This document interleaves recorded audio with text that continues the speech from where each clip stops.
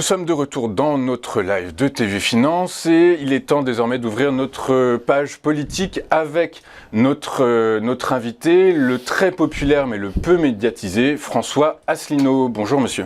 Bonjour. Bonjour, je vous remercie beaucoup d'avoir accepté notre invitation. Je suis content et très ravi de vous retrouver sur notre plateau depuis votre dernière intervention. Vous êtes inspecteur général en disponibilité et homme politique français. Vous avez créé... Inspecteur général des finances. Inspecteur général des finances, pardon, et pas inspecteur général d'une entreprise, d'un grand groupe, mais donc des finances. Vous avez créé en 2007 l'Union populaire républicaine, que vous présidez toujours. Et faute de parrainage, vous n'avez pas pu présenter votre candidature à l'élection présidentielle de 2022. Monsieur Asselineau, aujourd'hui, on va parler économie, beaucoup avec vous, et notamment d'inflation. L'inflation qui est record partout, qui atteint des niveaux records partout dans le monde. En Europe également, en France 5,2%, en Allemagne près de 8%, en Espagne près de 10%. Quelles sont les origines de ce dérapage, monsieur Asselineau ? Alors, je pense que l'inflation, elle est quand même particulièrement marquée en Europe et dans la zone euro.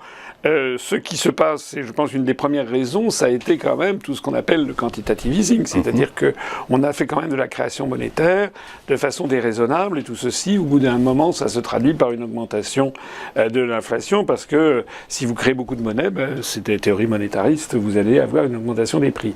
Mais ça n'est pas la seule raison, il y a également des raisons qui sont des raisons conjoncturelles, avec notamment évidemment la crise en Ukraine, avec l'augmentation des produits pétroliers, avec l'augmentation, c'est un grand sujet qui pour l'instant est un peu laissé de côté par la classe politique, qui est la question de l'approvisionnement en hydrocarbures. Non, en hydrocarbures, oui, mais en céréales, en produits alimentaires.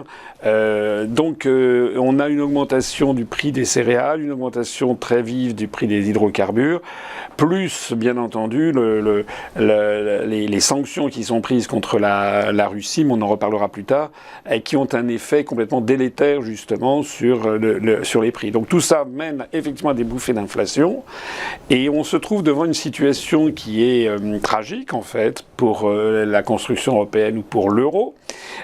C'est que la Banque centrale européenne en fait, elle a deux mandats sur cette question. Elle a un mandat explicite. C'est écrit dans les traités européens, c'est qu'elle doit lutter contre l'inflation. L'inflation ne peut pas dépasser, en théorie, 2%. Et vous avez fait remarquer à juste titre que là, on vient d'apprendre qu'en Allemagne et en Espagne, on est à 8,7%. C'est d'ailleurs le taux le plus important d'inflation en Allemagne. Excusez, mais depuis 1945. Donc c'est quand même quelque chose. Les statistiques mensuelles en Allemagne existent depuis 1963. Ils n'avaient jamais vu ça.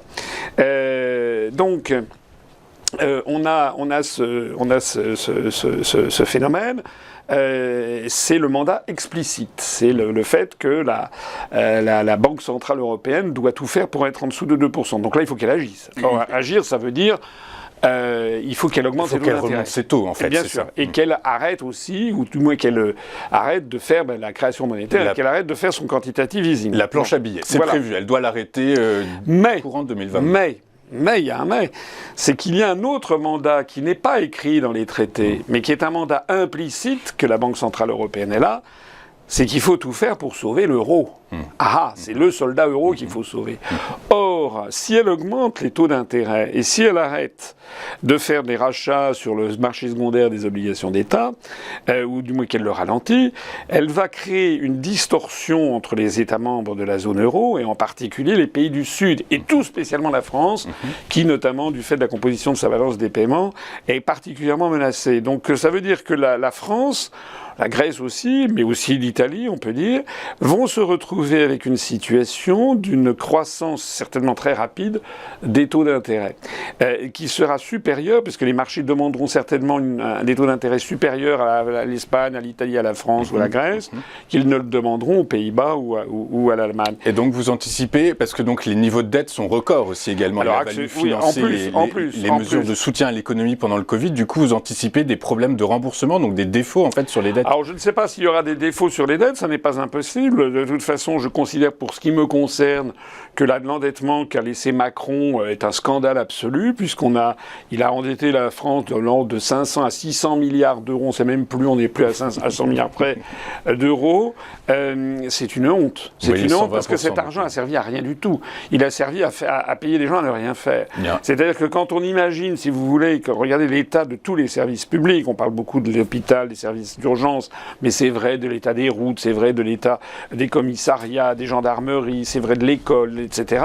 Quand on voit qu'on a dépensé 600 milliards d'euros à payer des gens pour ne rien faire, sur la foi d'une pensée presque magique, si vous voulez, c'est-à-dire que sur la Covid-19, on s'est lancé dans des confinements. Je suis désolé, il y a des pays, je pense à la Suède notamment, qui n'a pas confiné du tout et qui ne s'est pas endetté, et qui a un taux de mort par million d'habitants inférieur au nôtre. Donc on a une très très mauvaise gestion, et effectivement on se retrouve devant cet iceberg énorme, c'est comme le Titanic, de la dette de l'État. Mais ce qui est encore plus grave, c'est ce que je disais à l'instant, c'est la distorsion qui arrive entre la trajectoire que vont suivre les différents États de la zone euro. Donc il est, si vous voulez, de nouveau, la question de l'existence de l'euro est posée, et elle est posée dans des termes particulièrement insolubles, parce que lorsque, à la tête de l'Allemagne, vous aviez la chancelière Merkel, qui était une femme ronde dans tous les sens du terme, c'est-à-dire elle arrondissait les gens, on le voit par exemple sur la relation avec la Russie, c'était une femme qui résolvait les problèmes. Là, on n'a plus du tout la même chose. On a une coalition menée par Olaf Scholz, qui est flanquée du président du FDP, donc qui est M. Lindner, qui est son ministre des Finances, qui est un faucon au sens, vous savez, au sens économique, au sens économique du terme. Et donc ils veulent absolument arrêter l'affaire des dérives de rachat de dettes. Donc il va plus y avoir cet assouplissement. Donc moi je ne sais pas ce que va faire. Je pense que la France en fait est dans ce que les économistes ou les mathématiciens appellent une équation surdéterminée, c'est-à-dire en fait elle est insoluble. Voilà. Elle est insoluble. On verra bien effectivement ce que fait la BCE. Vous avez tout à fait raison. Elle doit faire face au fait qu'elle a 27 pays sous son épaule, sous sa coupe. Qui ont évidemment tous des intérêts différents. Des intérêts, des situations économiques, des situations politiques, voilà, des structures, exactement. Des structures économiques différentes, des taux de dette, des taux d'endettement. Donc en fait, vous savez ce que je dis. Moi, ça fait quand même 15 ans que j'explique aux Français qu'il faut sortir de l'euro parce que l'euro n'est pas viable. J'ai fait une conférence entière sur notre site UPR TV pour montrer que toutes les monnaies plurinationales de l'histoire ont toujours explosé. Toujours. Pas pour des raisons qu'on trouve même d'expliquer dans le premier livre des Maccabées, dans l'Ancien Testament, dans la version chrétienne de la Bible. C'est qu'un peuple, en fait, c'est une monnaie et une nation. Une monnaie, on peut pas avoir une monnaie supranationale. Parce que, et là, enfin, on peut faire un lien entre la Bible, si j'ose dire, et puis la théorie des zones monétaires optimales de Mundell, du prix Nobel canadien, c'est qu'une monnaie, c'est forcément une solidarité naturelle entre ceux qui l'utilisent. Tous les pays coloniaux ont essayé d'imposer une monnaie d'occupation, une monnaie coloniale, et à chaque fois qu'il y a eu une décolonisation, ça s'est accompagné de l'explosion de la monnaie coloniale. Alors, en tout cas, aujourd'hui, on reste dans l'euro, quoi qu'il arrive. Est-ce que, donc, pour combattre cette baisse de la valeur de la monnaie, cette baisse de l'euro, est-ce que, comme Bruno Le Maire, est-ce que vous pensez qu'il faut mettre la pression sur les entreprises au détriment de mettre en place cette spirale inflationniste qu'on appelle la spirale salaire-inflation? Oui, enfin, les propos de M. Le Maire, qu'est-ce que vous voulez que je vous dise? Moi, ça me fait penser... Il y a un dicton chinois qui dit que c'est se gratter une démangeaison à travers une botte, quoi. Voilà, c'est-à-dire que ça n'a aucun effet. Il peut toujours dire ce qu'il veut, mais le chef d'entreprise se moque éperdument de ce que peut dire M. Le Maire.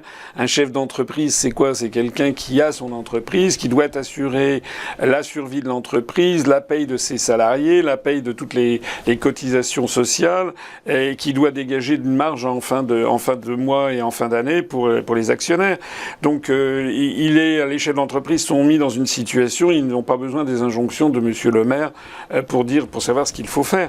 Donc c'est de la rigolade. Le tissu économique français, c'est 95% de PME, 98% d'entreprises qui ont moins de 250 salariés. Donc du coup, par la force des choses, c'est très difficile de mettre en place des politiques de hausse de salaire. C'est un peu... Un ministre des Finances, il est là pour faire de la macroéconomie. macroéconomie. Il est là pour mettre les conditions. Il n'est pas là pour dire c'est ridicule, en fait. Donc, en fait, vous pensez pas... Quelle serait la solution, alors, justement, pour... Est-ce que, comme vous l'avez dit en introduction, l'inflation, c'est majoritairement, cette hausse de l'inflation, c'est les prix alimentaires et les prix de l'énergie, le bouclier tarifaire qui a été mis en place par le gouvernement. Parce qu'il y a une autre chose, en fait, c'est que cette inflation, on se rend compte qu'elle est très inégalitaire. Et finalement, les ménages qui sont le plus touchés par cette hausse des biens alimentaires et de l'énergie sont les ménages les plus modestes. Du coup, il faut quand même... Est-ce que ce bouclier tarifaire qui a été mis en place par le gouvernement est une bonne chose, selon vous? Écoutez, oui, enfin... de toute façon, s'il n'y a pas une mesure comme ça, il va y avoir des gilets jaunes partout, ça va recommencer. On est la France, la France couve, il y a une espèce de jacquerie permanente en France ou de révolution larvée qui couve. Donc les dirigeants le savent. Monsieur Macron a été réélu d'ailleurs, on n'a jamais vu ça, enfin on en reparlera peut-être plus tard, mais il a été réélu alors qu'il y a une majorité de Français qui le haïssent. Donc on commence un nouveau quinquennat dans une atmosphère crépusculaire, glauque même. Donc évidemment, il faut lâcher du lest, mais c'est pas des solutions. Là aussi, ce sont des pis-aller. C'est des cautères sur des jambes de bois. Non, ce qu'il faudrait faire, il faudrait tout reprendre à zéro, si vous voulez. Il faut sortir de l'euro. Je l'ai dit, redit, redit, je le redirai comme ça jusqu'à l'explosion de l'euro, qui arrivera. Je ne sais pas si c'est dans 6 mois ou dans 15 ans, mais ça arrivera. D'ailleurs, le fait est que on a beau cacher le truc sous le tapis, on a beau ne pas en parler du tout pendant l'élection présidentielle, c'est toujours là. Et c'est toujours là, et ça repart. Regardez de nouveau les journaux économiques, les Échos, hop, il y a un gros problème avec l'euro. Donc si vous voulez, on peut le cacher. La deuxième chose, c'est que les politiques qui sont actuellement menées vis-à-vis de la Russie sont complètement délirantes, et donc elles mènent aussi à une aggravation de la situation. Alors justement, merci beaucoup pour cette transition. On va désormais passer au conflit en Ukraine. Est-ce que vous pensez que la France doit continuer à envoyer des armes aux Ukrainiens? Non, la France doit évidemment arrêter tout de suite. Pourquoi? Parce que je vais vous dire, vous voulez que je vous dise ce que je pense? Voilà. Oui. Je trouve que la position des Occidentaux, et notamment des Américains, je vais dire un gros mot, est dégueulasse. Et pour qui? Dégueulasse pour les Ukrainiens. Parce que vous avez vu ce que le président Biden a dit hier ou avant-hier, après avoir laissé entendre que peut-être il pourrait envoyer en Ukraine des systèmes de lance-roquettes, finalement il a dit non. Parce que l'ambassadeur de Russie à Washington il a pris sa canne et son chapeau, il est allé voir le département d'État, et il a dit que si les États-Unis livraient à l'Ukraine des missiles, des roquettes pouvant faire 300 km, c'est-à-dire atteindre le territoire russe, à ce moment-là, les Russes considéraient que c'est une attaque directement contre la Russie. Et donc, à ce moment-là, ils pouvaient éventuellement mettre la même chose dans les républiques du Donbass pour aller éventuellement bombarder la Pologne. C'est-à-dire, là, on va directement vers la guerre nucléaire, quand même. Donc, on est... Et Biden a calé. Ça veut donc dire que les Américains donnent des armes aux Ukrainiens pour qu'ils continuent à se battre, mais pas pour qu'ils puissent gagner. Vous comprenez? C'est démagogique. C'est-à-dire que, d'abord, ça fait tourner le business du complexe militaro-industriel. Deuxièmement, ça les amuse probablement de façon perverse d'essayer d'entraîner la Russie dans un Vietnam, c'est-à-dire un truc qui dure des années, qui soit un truc très long. Et troisièmement, ça permet également, c'est un objectif absolument stratégique des États-Unis, de couper les pays d'Europe, de l'Union européenne, de son hinterland, comme disent les géopoliticiens, naturel, qui est la Russie, et donc de vendre aux pays d'Europe le gaz naturel liquéfié beaucoup plus cher, d'où l'inflation dont on parlait tout à l'heure. Donc, mais ils se fichent éperdument, les Américains, du sort du peuple ukrainien. Ils les envoient en fait au casse-pipe. C'est pour ça que moi je considère que ce que devrait faire la France, c'est arrêter immédiatement de vendre des armes à l'Ukraine, de les donner à l'Ukraine. En plus, on leur donne des trucs. Enfin bon, en général, les pays d'Europe, vous avez vu que le chancelier Scholz se fait d'ailleurs vivement critiquer parce qu'il tarde à envoyer du matériel. Il paraît que les Polonais se sont défaussés de vieux rossignols. Nous, on a pris sur notre stock, on a pris les engins César, là, on en a envoyé 6, c'est-à-dire une goutte d'eau. On fait tout pour se fâcher avec la Russie, sans donner par ailleurs aux Ukrainiens les moyens de gagner sur la Russie. Et heureusement, parce que la Russie n'acceptera pas d'être battue sur une affaire comme celle-ci. Et nous avons affaire, quoi que l'on puisse penser du régime de Vladimir Poutine, et encore une fois, si Poutine demain passait de vie à trépas, il serait remplacé par quelqu'un quelqu'un d'autre qui défendrait exactement la même politique, puisque cette politique a un très fort soutien en Russie, eh bien nous avons un pays qui est la première puissance nucléaire mondiale et qui ne se laissera pas battre. Donc dans ce genre de situation, on doit partir des réalités. Les réalités, c'est qu'il faut arriver à la paix pour tout le monde. Et arriver à la paix, ça veut dire arrêter d'envoyer des armes à l'Ukraine et appeler tout le monde autour d'une table de négociation. Arriver à la paix, ça veut dire finalement arrêter la guerre économique aussi. Du coup, est-ce que l'embargo qui a été décidé par les Européens sur le pétrole russe est de bonne loi, enfin pas de bonne loi, mais arrive au bon moment? Est-ce qu'il faut le faire finalement? Non, enfin tout le monde voit bien que qui sont les pénalisés. C'est ce que vous disiez, ce sont en fait les classes populaires des pays d'Europe, à commencer par les Français les plus modestes. Vous savez, il y a beaucoup de Français qui sont obligés de prendre leur voiture chaque matin pour aller au travail, parce que le renchérissement du prix de l'immobilier dans les centres-villes est tel que les gens parfois sont à 1 heure ou 1 heure et demie de leur emploi. Et ça leur coûte beaucoup d'argent, et c'est eux qui sont pénalisés. Mais les Russes, vous avez vu que le PIB russe continue d'augmenter. Ils ont fait des affaires extraordinaires, les Russes, parce qu'ils arrivent à vendre. On est dans un système de pénurie générale d'hydrocarbures et donc ils vendent leur pétrole soit à la Chine, soit maintenant à l'Inde qui est en passe de devenir un des 3 premiers acheteurs de pétrole russe, ou soit à des pays amis comme par exemple la Hongrie ou la Serbie. Alors la Hongrie vient d'accepter le principe de l'embargo pétrolier, mais à la fin de 2022, etc. et moyennant finance. Mais la Serbie, qui n'est pas dans l'Union européenne, elle continue d'acheter des produits des hydrocarbures à la Russie, et la Russie fait un prix d'ami. Donc c'est pour la Russie, c'est une géopolitique extraordinaire. Et j'en profite pour dire ici, parce que malheureusement les Français qui regardent TF1 et BFM TV sont victimes d'un véritable lavage de cerveau. On a mis dans la tête des Français que Poutine et la Russie seraient isolés, mais c'est complètement faux. C'est l'Union européenne et les États-Unis qui sont isolés. La Russie est extrêmement soutenue par la plupart des pays du monde, en fait, hors OCDE. Donc ces contraintes économiques cet embargo économique qui est en train d'être mis en place, en fait, ça permet juste à Poutine de s'ouvrir de nouveaux marchés. Oui, de s'ouvrir de nouveaux marchés. En plus de ça, regardez les premières sanctions qui ont eu lieu en Crimée. Ça a eu pour effet quoi? Ça a eu pour effet que Poutine a mis le paquet sur le développement de l'agriculture en Russie. Et là, nous sommes au bord de quelque chose qui est dramatique, si l'on peut dire, du point de vue géopolitique. C'est que la Russie devient non seulement la grande détentrice d'hydrocarbures, mais également celle qui va nourrir la planète. Exactement. On donne des atouts à Poutine extraordinaires. Et l'irresponsabilité, l'inconséquence des dirigeants européens est absolument sidérante. En fait, on a des gens... Vous savez, moi, ça me fait penser à quoi? J'ai l'impression que monsieur Macron ne gouverne pas la France pour les Français. C'est un gouvernement... Moi, j'ai l'impression qu'on est dans un gouvernement d'occupation. Je le dis carrément.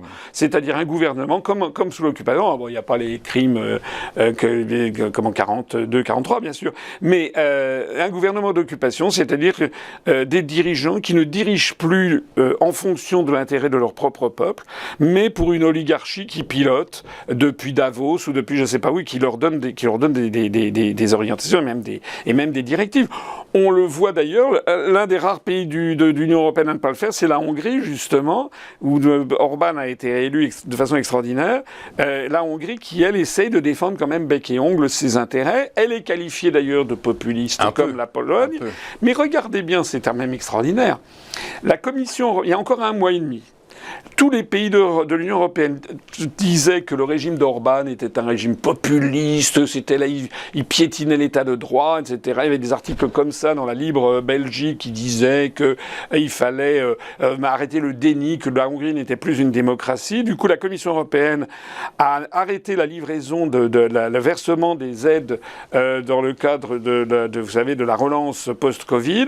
7 milliards d'euros qui n'ont pas été versés à la Hongrie. Qu'est-ce qui s'est passé donc il y a 2 jours, lors du sommet? M. Orban a dit, écoutez, moi, je mets mon veto à l'embargo sur les produits pétroliers, je le lèverai si vous me donnez les 7 milliards d'euros.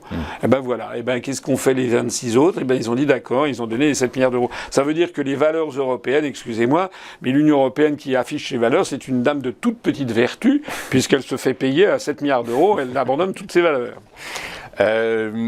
Monsieur Asselineau, qu'est-ce que vous pensez de ce premier mois du gouvernement Macron? Bah, j'en pense, je crois que c'est assez clair maintenant, mais je vous pose quand même la question. Écoutez, il y a quelque chose qui frappe, c'est le vide. D'abord, il y a une erreur de casting monumentale avec Madame. À quel niveau avec Madame Borne? Tout. Madame Borne, elle est, elle est fade, elle est transparente. Les Français, normalement, ce qu'il aurait fallu faire à la place de Macron, il aurait fallu qu'il montre des gens nouveaux, des nouvelles têtes. Bon, il aurait pu, il y avait des femmes dont on avait parlé. Bon, il aurait pu montrer des nouvelles têtes. Non, il sort Madame Borne, que les Français ont connue depuis 5 ans, qui est quand même plutôt technicienne. Oui, et puis j'allais dire de façon un petit peu familière, c'est un peu la mère tape dure. Enfin bon, elle a pris, je ne vais pas y rappeler ici son pédigré, mais enfin, elle a pris des mesures quand même, parfois très très sévères. Enfin, elle n'est pas sympathique du tout. Bon, donc il la prend. Deuxièmement, il maintient en fonction des personnes. On a l'impression que c'est le bonus pour les nuls, quoi. C'est-à-dire, écoutez, le maire, la situation catastrophique. Le maire n'a dit que des sottises depuis qu'il est ministre des Finances. Il a commencé par exemple que la Russie allait s'effondrer, que le rouble allait s'effondrer, enfin, que des sottises. Monsieur le maire est maintenu. Le commerce extérieur français, on n'a jamais eu un pareil déficit depuis Vercingétorix. On a le déficit de 2022, c'est inimaginable. On maintient M. Riester au commerce extérieur. On a M. Darmanin qui a quand même des problèmes nombreux et puis l'insécurité qui galopante, on le maintient. M. Dupond-Moretti qui a quand même aussi des problèmes avec la justice, on le maintient. Et donc finalement, les Français ont le sentiment qu'on reprend les mêmes. Et pour faire quoi? Parce qu'il s'est passé quoi? Ça fait quand même... Là, nous sommes le 1er juin. Donc M. Macron, ça fait quand même 5 semaines qu'il a été réélu. Il s'est passé quoi? Alors, est-ce qu'il n'attend pas les législatives, le résultat des élections législatives pour composer son gouvernement de long terme Alors c'est possible, je pense il espère peut-être d'ailleurs que certains de ses ministres vont être battus, il espère peut-être que Darmanin va être battu, que Dupond-Moretti va être battu, j'en sais rien. Je sais pas ce qu'il espère. À mon avis, il est un peu à l'ouest, pour tout dire. Je pense que on est dans une situation qui est vraiment terrible parce que on n'a jamais vu ça. Lorsque un président est élu, ou même lorsqu'il est réélu, ce qui fut le cas de Mitterrand, ce qui fut le cas de Jacques Chirac, il y a quand même un petit délai de grâce. Et puis à ce moment-là, on change Tandis que M. Macron, lui, rien. Et puis il annonce qu'on va voir ce qu'on va voir. Il y a des effets d'annonce extraordinaires. Et puis en fait, zéro. Ça fait donc plouf, voilà. Donc qu'est-ce qui va se passer pour moi, si vous voulez, vous avez rappelé au début de l'entretien que j'avais souhaité avoir les parrainages. On s'était vu d'ailleurs dans l'entre-deux tours. J'avais expliqué que je n'avais pas pu les avoir. Ce qui s'est passé au deuxième tour, moi et l'ensemble de cette séquence de la présidentielle, je vais dire quelque chose de dur à dire, mais c'est que je pense que désormais, nous sommes dans des pays, les pays européens, en tout cas la France, dans des pays où il n'y a plus de solution électorale. Voilà, parce que les élections sont entièrement manipulées par les médias. Vous dites ça parce que les deux candidats qui ont reçu le plus de parrainage, donc Anne Hidalgo et Valérie Pécresse, ont fait des scores inférieurs à 5%. Elles ont fait à L2, elles ont fait 6,5% à L2, et elles avaient quand même raflé plus de 30% des parrainages. Ouais, donc ça montre que le système des parrainages ne fonctionne plus. Mais au-delà de ça, si vous voulez, si j'avais eu mes parrainages, je me serais retrouvé dans la même situation que M. Lassalle, M. Dupont-Aignan, Mme Marteau. C'est-à-dire autour de 1%. C'est-à-dire que j'aurais eu rien comme... Vos frais de campagne n'auraient pas été remboursés. Non, et puis surtout, j'aurais eu 1% de couverture média. Parce qu'on sait, ce sont des martingales qui ont été découvertes et très, très travaillées par les Américains depuis des décennies. Vous avez une corrélation extraordinairement étroite entre l'argent que vous mettez dans une campagne, mais surtout et encore plus la couverture médiatique. C'est très simple d'ailleurs. Quelqu'un qui passerait 100% du temps dans la télévision et sur toutes les radios, les autres candidats ayant 0, il ferait 100% des voix, parce que les autres... Et quelqu'un qui passe 0%, il a 0 parce que personne ne le connaît. Donc vous avez un continuum entre tout ça, et quelqu'un qui fait 25% du temps de parole, il fait 24%. C'est aussi simple que ça. Donc moi, je ne crois plus... Vous êtes un expert d'Internet, vous êtes vous avez créé le cybermilitantisme. Vous êtes... n'exagérons pas. En France, en tout cas, c'est vrai. J'y ai contribué, oui. Votre dernier passage chez nous, vous faites 650 000 vues, c'est c'est gigantesque. Et vous pensez que vous n'avez pas encore cette aura médiatique? Est-ce que à l'heure où le 2.0, le 2.2, le média, le nouveau média est Internet, est-ce que finalement vous n'avez pas quand même cette exposition? On est dans une situation entre deux mondes, si vous voulez. C'est-à-dire que quand je me promène dans la rue, tous les jours, il y a des gens qui viennent me voir et toujours très gentil, toujours formidable, continuez monsieur, etc. C'est formidable. Et d'ailleurs, parmi ceux-là, je me permets de le signaler, beaucoup de Français qui sont des Français originaires de l'immigration et dont on découvre au passage qu'il y en a beaucoup qui sont très sensibles à ce discours de redressement national. Mais c'est important, monsieur Asselineau. Je termine, mais ce que je veux dire par là, c'est que ça reste dans le domaine virtuel. Le problème, c'est qu'aux élections, vous avez essentiellement, en premier, vous avez des personnes âgées qui votent aux élections et qui, elles, ne sont pas sur Internet. Ça, c'est le premier phénomène. Et puis, il y a un deuxième phénomène. C'est que lorsque vous êtes sur la sphère Internet, vous n'avez pas exactement le même effet de validation que lorsque vous passez au TF1 20h. Voilà. Moi, en 2017, j'étais passé au TF1 20h même si j'avais été maltraité, le simple fait de passer au TF1 20h, en 2017, avait fait qu'on avait eu, 1000 ou 1500 adhésions en 48 heures à notre parti alors politique. Effectivement, il y a un effet volume qui est indéniable. Et puis c'est-à-dire, vous avez un effet de légitimation et de validation. Et tant que les Français n'auront pas fait leur travail de deuil, je parle en termes freudiens, psychanalytiques, mais faire le travail de deuil, tant que les Français n'auront pas compris que ce qu'ils entendent sur les grands médias, c'est un véritable poison, parce que c'est distillé par justement tous les oligarques qui détiennent, qui ont mis la main sur la situation médias, politique, sur la sphère médiatique et sur la politique en France. C'est eux qui ont fait Macron, et s'ils ont fait Macron, c'est parce qu'ils servent leurs intérêts à eux et pas au peuple français. Monsieur Asselineau, j'ai une question. Vous parlez de ces admirateurs, de vos électeurs, de vos adhérents au parti, qui sont issus pour certains de l'immigration. Vous dites également que, est-ce que finalement, on ne pourrait pas supposer que vous bénéficiez, ou tout du moins vous avez une image qui n'est pas très claire finalement. Parce que quand je prépare votre interview, alors j'ai mes convictions, mais surtout j'ai l'impression que tout le monde se pose la question de savoir si vous êtes gaulliste, de droite. Est-ce que vous êtes, certains disent d'extrême droite même, est-ce que il faudrait peut-être clarifier votre positionnement pour... Oui, mais je crois que mon positionnement il est très clair. C'est le positionnement le même que celui du Conseil national de la résistance de 43-44. C'est-à-dire que je dis depuis 15 ans que la droite et la gauche, le clivage droite-gauche, en fait, pour l'instant, il reviendra ultérieurement, mais pour l'instant, n'existe plus. Non, il n'existe plus. Lorsque certains disent que De Gaulle était de droite, ou lorsqu'on me dit, moi, il y a des gens qui me disent, vous avez travaillé avec Chirac, avec Pasqua, donc vous êtes de droite ou d'extrême droite.